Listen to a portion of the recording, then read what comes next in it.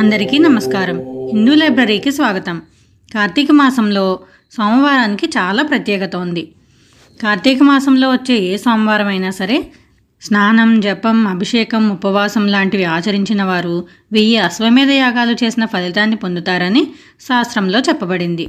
ఈరోజు మనం కార్తీక సోమవార వ్రతంలో ఉపవాసం ఎన్ని రకాలుగా చేయొచ్చు, నియమాలు ఏమిటి, ఎవరు చేయవచ్చు, ఎవరు చేయకూడదు, ఇవన్నీ కూడా వివరంగా తెలుసుకుందాం. కార్తీక పురాణంలో చెప్పిన దాని ప్రకారం కార్తీక సోమవారం నాడు ఉపవాసం 6 రకాలుగా చేయవచ్చు. ఇవేంటో ఇప్పుడు చూద్దాం. మొదటిది ఉపవాసము, రెండవది ఏకభుక్తం, మూడవది నక్తము, నాలుగవది అయాచితము, ఐదవది స్నానము, ఆరవది తిలదానము. ముందుగా ఉపవాసము. శక్తి ఉన్నవారు కార్తీక సోమవారం రోజు పగలంతా భోజనం చేయకుండా ఉండి సూర్యాస్తమం అయిన తర్వాత శివుడిని అభిషేకించి పూజించి నక్షత్ర దర్శనం చేసిన తర్వాత తులసి తీర్థం మాత్రమే సేవిస్తారు. దీనినే ఉపవాసము అని అంటారు. ఇక రెండవది ఏకభుక్తము.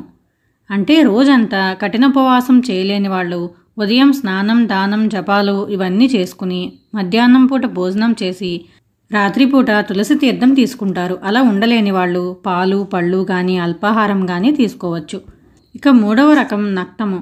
ఎక్కువగా కార్తీక సోమవారాల్లో నక్తమే అనుసరిస్తారు. దీనిలో ఉదయం మామూలుగా స్నానం చేసి పూజ ఇవన్నీ చేసుకున్న తర్వాత సాయంత్రం వరకు ఏమీ తినకుండా ఉండాలి. సాయంత్రం మళ్ళీ స్నానం చేసి ఆలయ దర్శనం, అభిషేకం, పూజ ఇలాంటివన్నీ పూర్తి చేసుకుని అప్పుడు భోజనం కానీ అల్పాహారం కానీ తీసుకుంటారు. దీనినే నక్తము అని అంటారు. అంటే నక్షత్ర దర్శనం తర్వాత మాత్రమే భోజనం చేస్తారన్నమాట. ఇక నాలుగవది అయాచితము. రోజంతా ఉపవాసం ఉండి తమ భోజనాన్ని తాము వండుకోకుండా ఎవరైనా పిలిచి పెడితే మాత్రమే భోజనం చేయడాన్ని అయాచితము అని అంటారు. ఐదవది స్నానం. ఈ ఉపవాసాలు ఏమీ చేయలేని వారు మంత్రపూర్వకంగా స్నానం, జపం చేసినా కూడా కార్తీక మాస సోమవార ఫలితం దక్కుతుంది. ఇక ఆరవది తిలదానము. కార్తీక సోమవారం నాడు నువ్వులు దానం చేసినా కూడా అద్భుతమైన ఫలితం ఉంటుంది. పైన చెప్పిన 6 పద్ధతులలో దేనిని ఆచరించినా కూడా కార్తీక సోమవార వ్రతం చేసినట్లే అవుతుంది. ఈ వ్రతం ఆచరించి రోజంతా భగవద్ధ్యానంలో గడిపిన వాళ్ళు తప్పనిసరిగా శివసాయుధ్యాన్ని పొందుతారు. ఇలా కార్తీక సోమవార వ్రతం చేయాలనుకున్నప్పుడు మనం ఏ నియమాలు పాటించాలన్నది ఇప్పుడు తెలుసుకుందాం.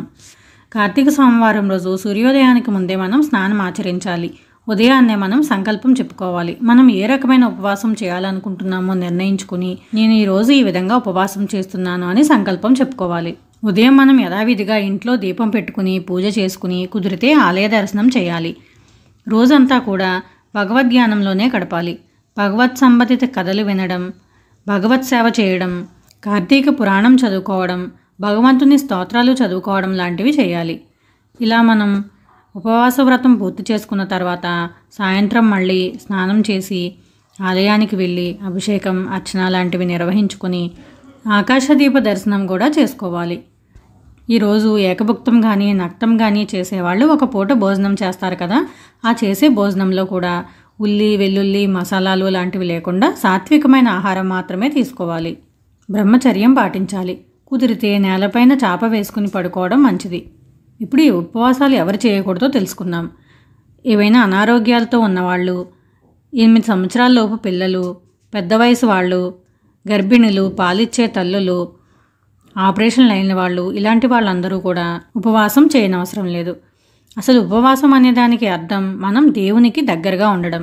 అలా ఉండాలంటే మన శరీరం, మనసు మన ఆధీనంలో ఉండాలి. కాబట్టి ఆహారం తీసుకోకపోవడం లేదా తక్కువగా సాత్వికంగా తీసుకోవడం దీని యొక్క ముఖ్య ఉద్దేశం. అంతేకాని మన ఆరోగ్యాలు పాడు చేసుకుని చేసే ఓపిక లేకపోయినా కూడా బలవంతంగా చేయమని కాదు. ఇలా చేయలేని వాళ్ళు చక్కగా భగవన్నామ స్మరణ, ఆలయ దర్శనం లాంటివి చేసుకుంటే సరిపోతుంది. అలాగని చేయగలిగిన వయసు, ఓపిక ఉన్న వాళ్ళు కూడా ఏదో ఒక వంకతో వీటిని మానేయకూడదు. తప్పకుండా వీటిలో ఏదో ఒకటి చేయాలి. చాలామంది అయితే కార్తీక సోమవారం నాడు నక్తాలు ఆచరిస్తారు. ఒకవేళ 4 వారాలు అలా చేయలేకపోతే 1 వారం నక్తం చేసుకుని మిగిలిన వారాలు ఏకభుక్తం చేసుకోవచ్చు. కాబట్టి అందరూ కూడా కార్తీక సోమవారాల్లో మీ శక్తిని అనుసరించి ఏ విధమైన ఉపవాసం చేయగలరో దాన్ని అనుసరించండి. ఆ భగవంతుని అనుగ్రహాన్ని పొందండి. వీడియో నచ్చితే లైక్ చేయండి, ఫ్రెండ్స్ అండ్ ఫ్యామిలీ మెంబర్స్కి షేర్ చేయండి. మరో వీడియోతో మళ్ళీ కలుద్దాం. సర్వే జనా సుఖినో భవంతు.